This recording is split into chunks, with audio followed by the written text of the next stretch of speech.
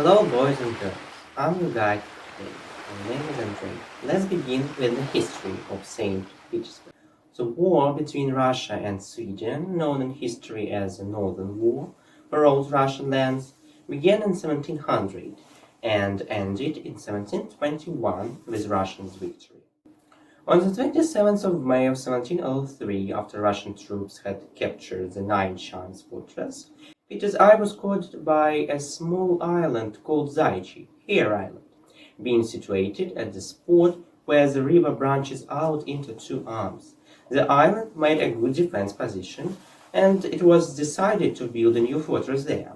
Because of its location, the artillery fire on the island could bar the way of the enemy ships on both the big and the small rivers. The foundation stone was laid by Peter the Great himself. The fortress was named St. Petersburg. Very soon this name was given to the city built around it, and the fortress was renamed the Peter and Paul Fortress after the name of the cathedral built on its territory. The fortress was built very quickly because there was a possibility of the enemy's invasion. By the autumn of 1703, earthen emplacements had already been built. 2 years later, they started replacing wooden walls with stone ones. This fortress is shaped as an elongated hexagon with 6 bastions connected by straight walls.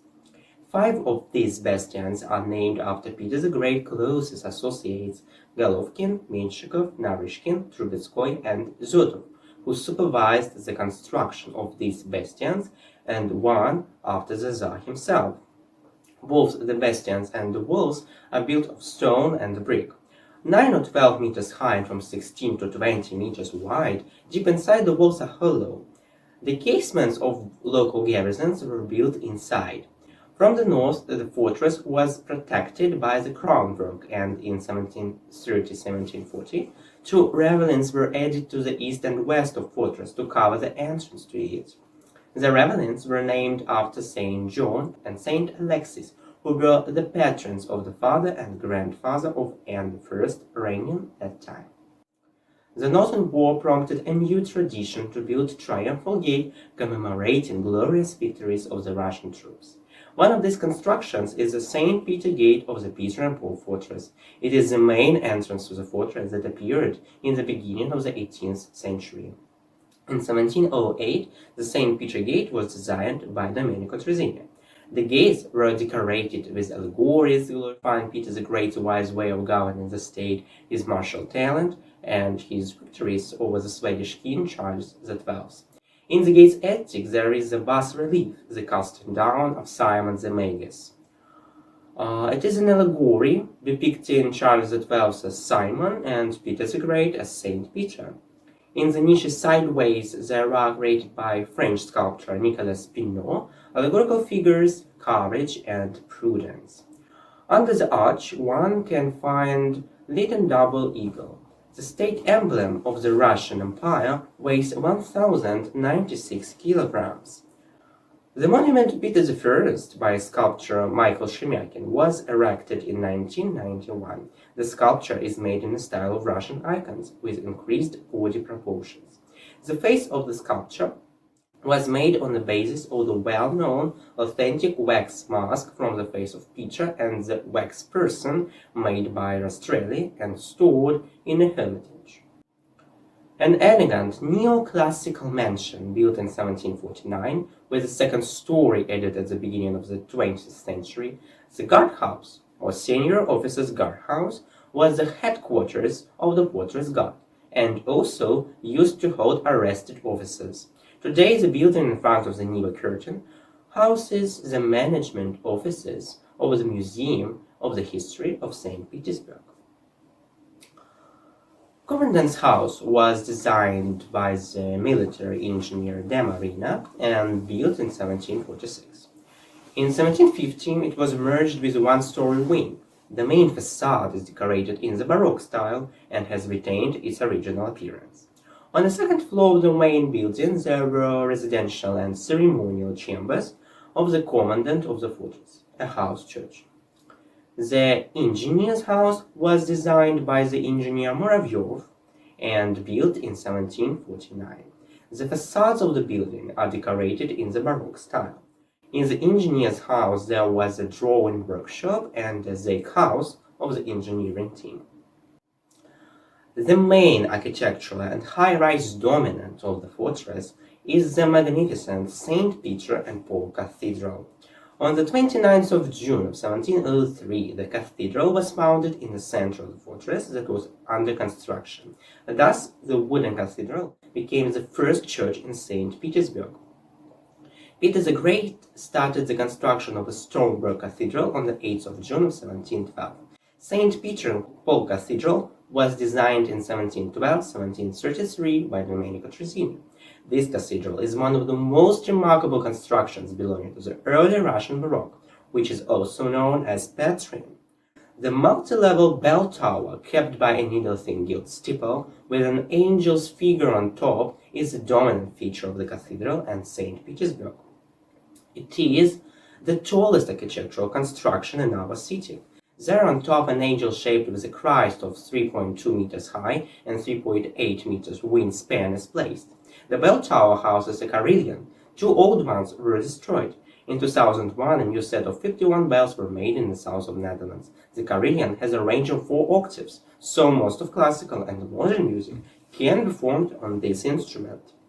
The Peter and Paul carillon is a gift to St. Petersburg from the government of Flanders. On the bell tower there is also a clock of Dutch, which makes chimes the anthem at noon, at midnight, at 6 a.m. and p.m. During World War II, when Leningrad was besieged by enemy's troops for 900 days, the spire of the cathedral was camouflaged. It was painted grey by sportsman mountain climbers so that it should not be a landmark. Maybe due to that, the cathedral was not hit directly, though its roof and walls, as well as many of the buildings around, suffered greatly during the bombardments. The camouflage was removed soon after the war, and in 1957 the spire was gilded anew. The exterior and interior of the cathedral were restored. The cathedral turned into a necropolis long before the end of the construction, as while Peter the Great was alive, he buried here his children who died being babies, Prince Alexis, the Tsar's sister Maria Alexeyevna, and some other relatives.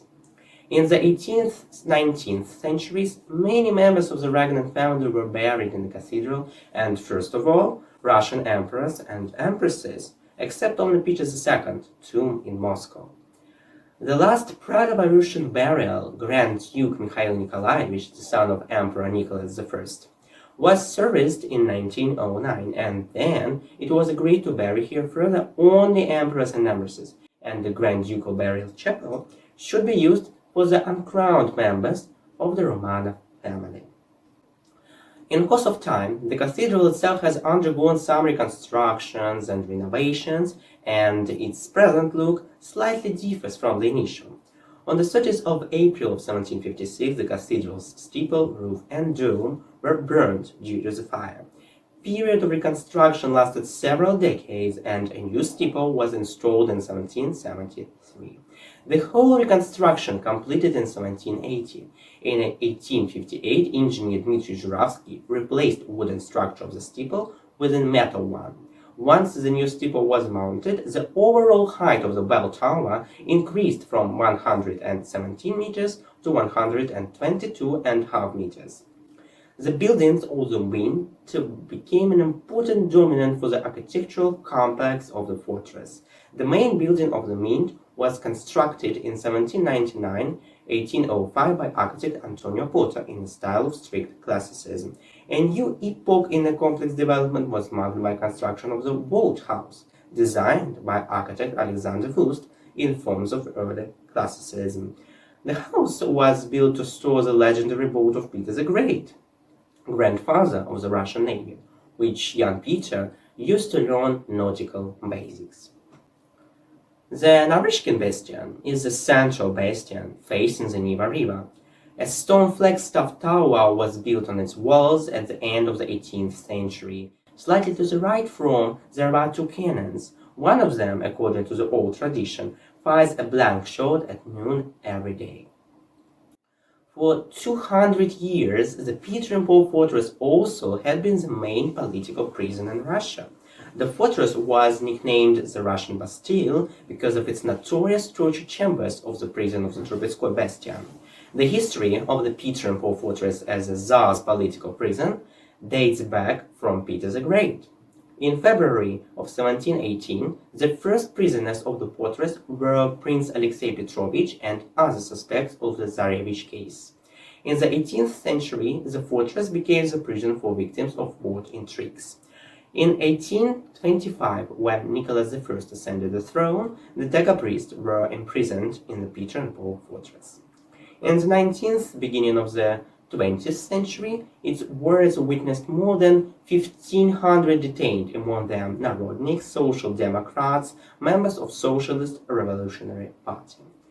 In 1917-1918, the list of prisoners included ministers of the Tsar administration and then the ministers of the provisional government, opponents of the Soviet regime.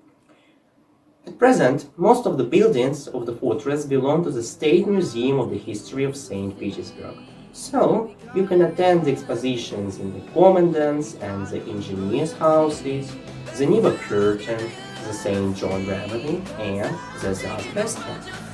Welcome to St. Petersburg. You can visit and see it for all nights.